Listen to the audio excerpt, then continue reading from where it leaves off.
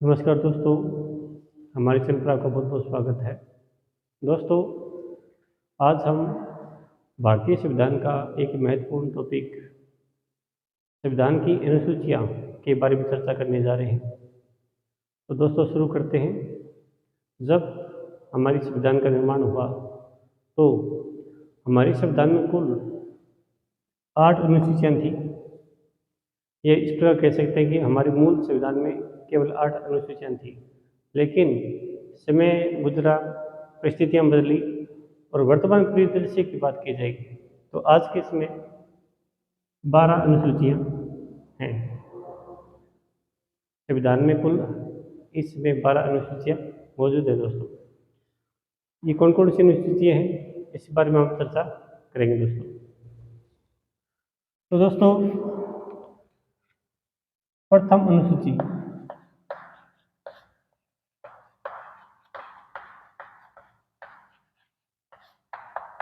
सबसे पहले चर्चा करने जा रहे हैं दोस्तों प्रथम अनुसूची के बारे में। इस अनुसूची में भारतीय राज्यों तथा केंद्र शासित प्रदेशों का वर्णन दिया गया है, यानी 28 राज्य और 8 केंद्र शासित प्रदेशों का इसमें वर्णन दिया गया है। पहले 29 राज्य थे, लेकिन जम्मू कश्मीर का विभाजन कर दिया गया, 2 केंद्र शासित प्रदेश बना दिए गए। इसके बाद में दोस्तों हमारी अनुसूची आती है दूसरी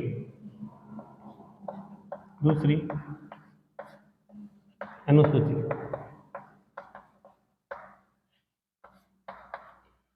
इसमें दोस्तों जितने भी हमारे संवैधानिक पद हैं, चाहे राष्ट्रपति हो, उपराष्ट्रपति हो, सुप्रीम कोर्ट के मुख्य न्यायाधीश हो, विधानमंडल है, इनके सभापति हो, इन सभी के वेतन के बारे में उल्लेख है, यानी कि सभी की सैलरी का इसमें हमारी दूसरी अनुसूची में उल्लेख दिया गया है।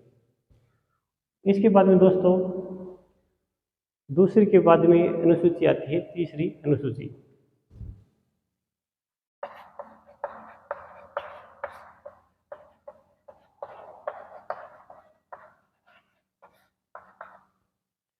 तीसरी अनुसूची में बात की जाए दोस्तों, इसमें हमारे संविधान में जितने भी संवैधानिक पद हैं, राष्ट्रपति है, उपराष्ट्रपति है, प्रधानमंत्री है, सुप्रीम कोर्ट के मुख्य न्यायाधीश है, CAG है, जितने भी संवैधानिक पद हैं उनकी इस पद के बारे में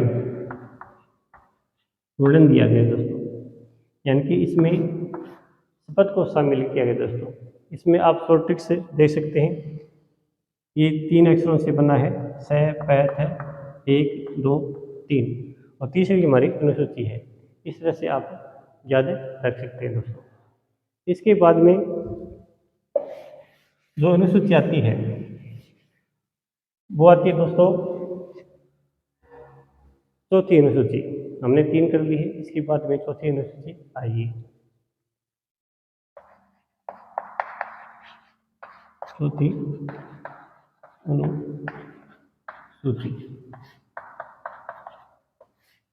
दोस्तों, जितने भी हमारे राज्य हैं उन राज्यों में राज्यसभा की सीटें होती हैं, उनका आवंटन के बारे में इस अनुसूची में बताया गया है। यूँ कह सकते हैं, राज्यसभा की सीटों के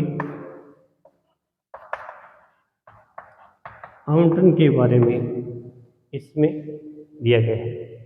ये थी हमारी चौथी अनुसूची, राज्यसभा की सीटों का आवंटन, वो भी राज्यों से। ये चौथी अनुसूची दोस्तों। उसके बाद में बारी आती है 5वीं अनुसूची की।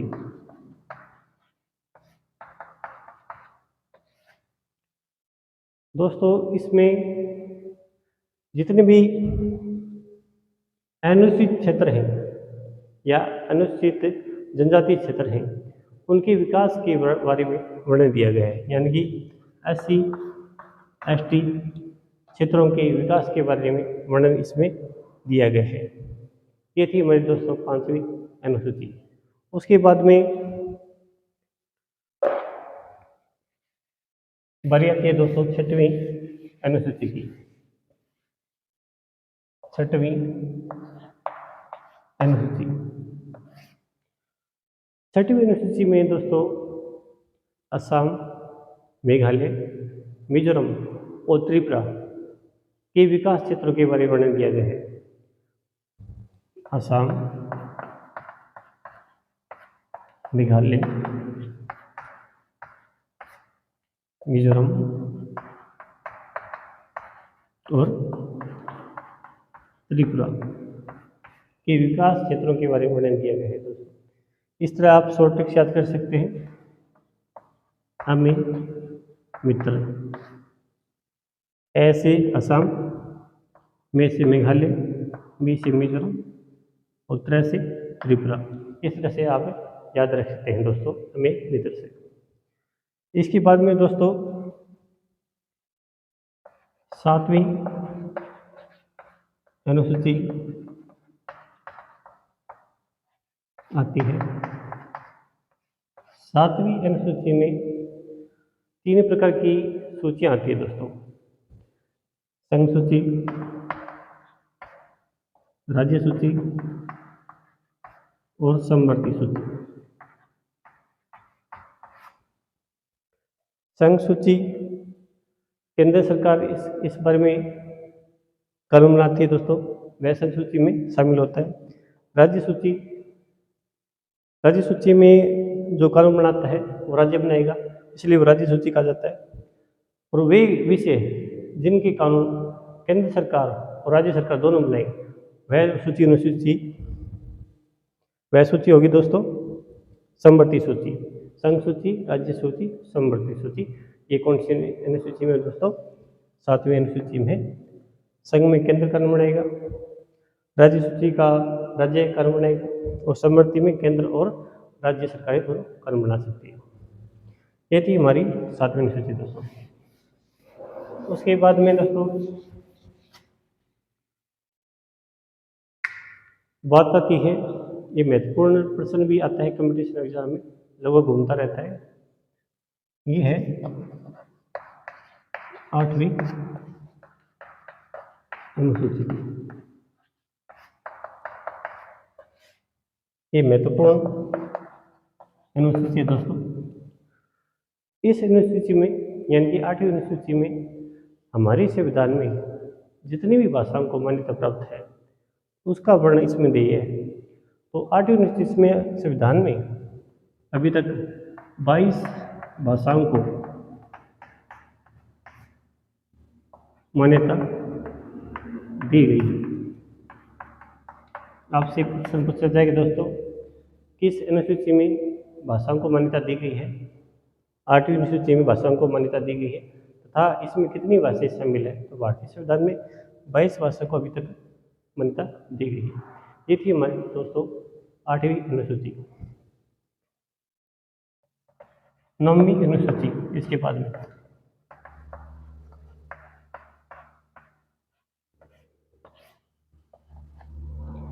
इसमें दोस्तों भूमि सुधार के बारे में वर्णन दिया गया। भूमि सुधार कानून के बारे में इसमें वर्णन दिया गया है। ये थी हमारी 9वीं अनुसूची भूमि सुधार कानून। उसके बाद में दोस्तों आती है 10वीं अनुसूची।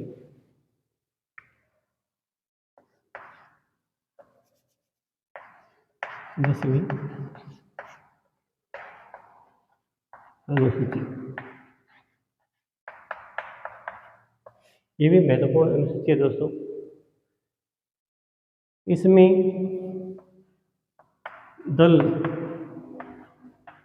कानून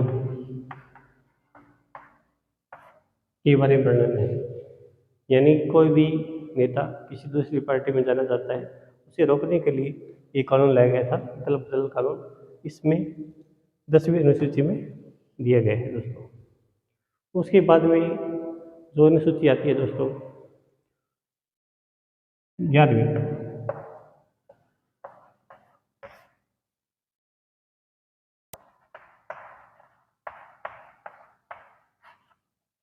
अनुसूची। 11वीं अनुसूची में दोस्तों पंचायती राज का उल्लेख है।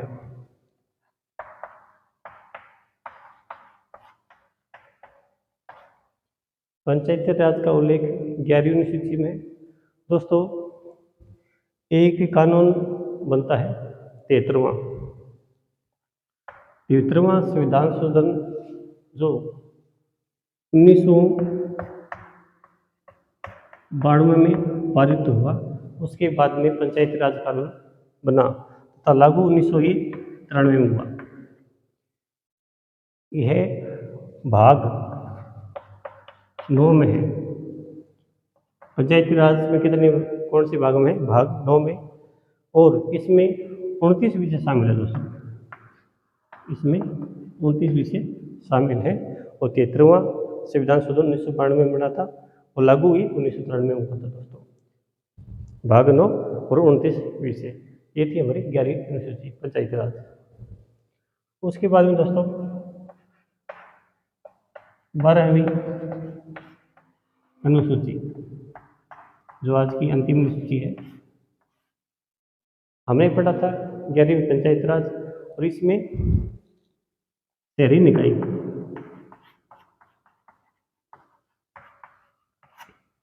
इसमें शहरी निकाय आता है दोस्तों, नगर पालिका, नगर निगम,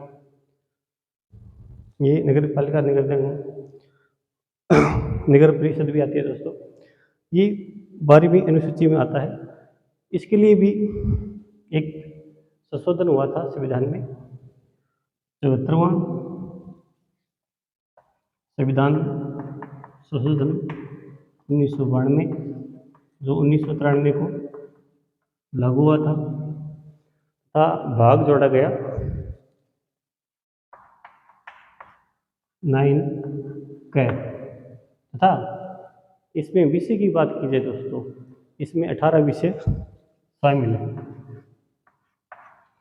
11वीं अनुसूची में 29 विषय शामिल थे और इस अनुसूची में 18 विषय शामिल है। तो दोस्तों आज हमने संविधान की मुख्य अनुसूची के बारे में चर्चा की है। हमने आपको 12 पूरी अनुसूचियाँ करा दी है। इसके बाद में संविधान सीरीज के तहत अगला टॉपिक हम लेकर आएंगे। तो आपको ये हमारा वीडियो कैसा लगा, आप सब्सक्राइब करें, कमेंट करें, लाइक करें। आपका बहुत बहुत धन्यवाद दोस्तों। जय हिंद।